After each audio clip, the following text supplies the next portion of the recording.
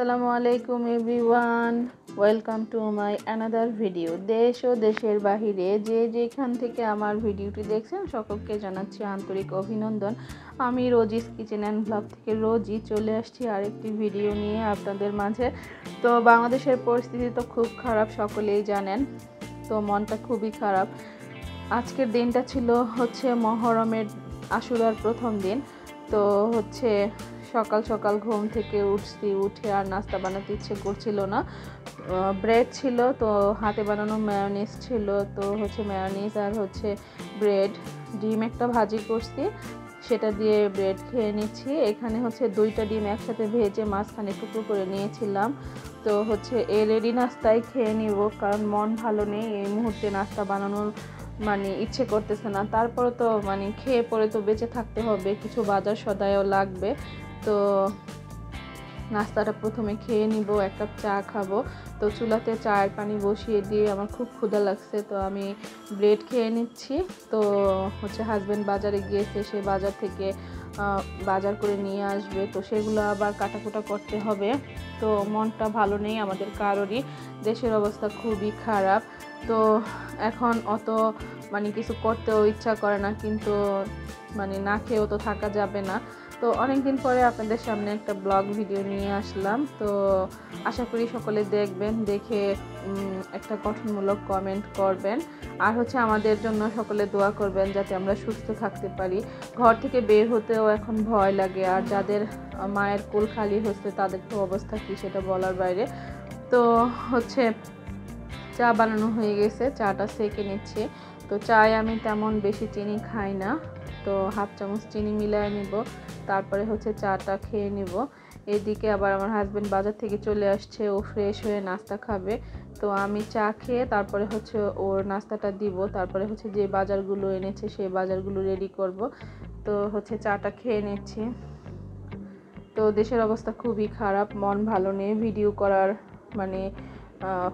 ইচ্ছেও নেই, কিন্তু চ্যানেলের ড্যাশবোর্ড ঠিক রাখার জন্য তো আমাদের ভিডিও করতে হয়, আমরা যারা ভিডিও তৈরি করি। তো চা খেয়ে নিচ্ছি। এখন যে বাজারগুলো আছে সেগুলো কেটে কুটে নিব।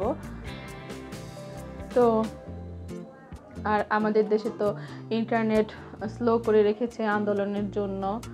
তো জানি না ভিডিও আপলোড কবে দিতে পারবো, তারপরেও রেডি করে রাখতেছি যে ইন্টারনেট সংযোগ আসলে তারপরে দিয়ে দিব আপলোড। তো একটা কক মুরগি এনেছিল, সেটাকে কেটে কুটে নিলাম।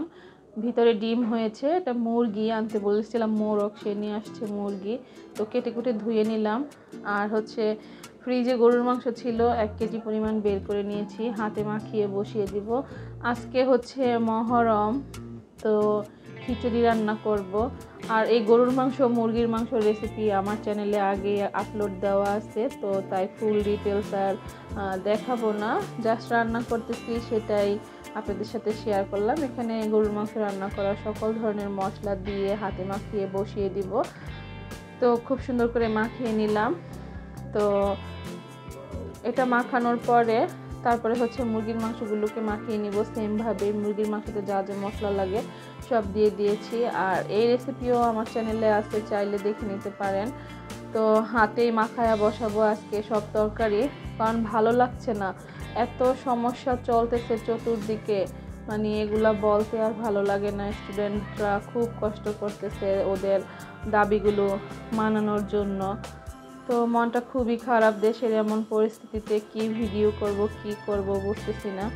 তো যাই হোক, গরুর মাংস মুরগির মাংস সব মাখানো হয়ে গেল, এগুলাকে কিছুক্ষণের ভিতরে চুলায় বসিয়ে দিব। তারপর আবার পেঁয়াজ রসুন কেটে রেখেছিলাম, আমার শাক শেষ হয়ে গিয়েছে, তো শাক ভেজে নিব, শাক ভেজে এটাকে ব্লেন্ড করে নিব। তো পেঁয়াজ রসুনগুলোকে গরম তেলের ভিতরে দিয়ে দিলাম। তেল এখানে একটু কম হয়েছে, পরবর্তীতে আরও একটু তেল দিয়ে নিব। তো চামচের সাহায্যে নেড়ে চেড়ে নিচ্ছি। এই শাকটা একদম ভাজা ভাজা হবে। শাক সম্পর্কে যারা মুন্সিগঞ্জ, বিক্রমপুর, বরিশালের আছেন তারা জানেন যে আমরা মাছ মাংসের তরকারিতে শাক খাই। তো এক বাটি বানায় রাখলে অনেক দিন চলে যায়, নর্মাল ফ্রিজে প্রায় 1 মাসের মতো ভালো থাকে। এটা বেরেস্তার মতো ভাজা ভাজা হবে, সাথে তেজপাতা আর জিরা দিয়ে দিব। যাই হোক, পাশের চুলাতে যে মুরগি কষাতে দিয়েছিলাম সেটা একটু দেখে নিচ্ছি। তো আজকে আমার ইন্ডাকশন চুলা বের করতে হবে, তো কারণ হচ্ছে গ্যাসের তাপ খুবই কম আজকে। তো মুরগির মাংসটা বসাইছি, সেটাকে কষিয়ে নিলাম। এখন আবার হচ্ছে আমি ইন্ডাকশন চুলাটা বের করে নিব, কারণ আজকে তো রান্না বাড়া একটু বেশি। দুপুরবেলা হচ্ছে ভাত খাবো আমরা, আর রাতের বেলার জন্য খিচুড়ি রান্না করব। খিচুড়িটা এখন করব না, সেটা হচ্ছে বিকালবেলা বসাবো। তো এখন মুরগির মাংসগুলোকে খুব সুন্দর করে নেড়ে চেড়ে তারপরে হচ্ছে ঢাকনা দিয়ে বসিয়ে দিব। মুরগি থেকে পানি বের হয়ে আসতেছে। তো এই তো শাকগুলো ভাজা হয়ে যাচ্ছে, দেখেন এই যে আমি তেজপাতা দিয়ে দিয়েছি কয়েকটা, আর কিছুক্ষণ পরে হচ্ছে জিরা দিয়ে দিব। তো অফ ক্যামেরাতে জিরা দিয়ে দিয়েছিলাম। এই আমার শাক ভাজা হয়ে গেছে, এগুলাকে ব্লেন্ড করে বাটিতে ভরে রেখে দিব। তো এটা নামানোর পরে হচ্ছে আমি চুলাতে যে গরুর মাংস মাখাইছিলাম সেটা হচ্ছে ইন্ডাকশন চুলায় বসাই দিয়েছিলাম। এটা দেখেন কষানো হয়ে গিয়েছে, এটাতে হচ্ছে ঝোল দিয়ে দিব। খুব সুন্দর করে নেড়ে চেড়ে নিচ্ছি। তো আমার আসলে মনটা ভালো নেই, কারোরই মন ভালো নেই। পাশেই আবার হচ্ছে শাক ভাজার পরে ভাত বসাই দিয়েছিলাম দুপুরের জন্য, তো ভাতটাও ফুটে আসতেছে, এটাকে আবার পানি ঝরাবো। তো মাঝখানে আবার হচ্ছে গরুর মাংসের চুলাতে চলে আসলাম, এখানে হচ্ছে ঝোল দিয়ে দিলাম, যেহেতু কষানো হয়ে গিয়েছে।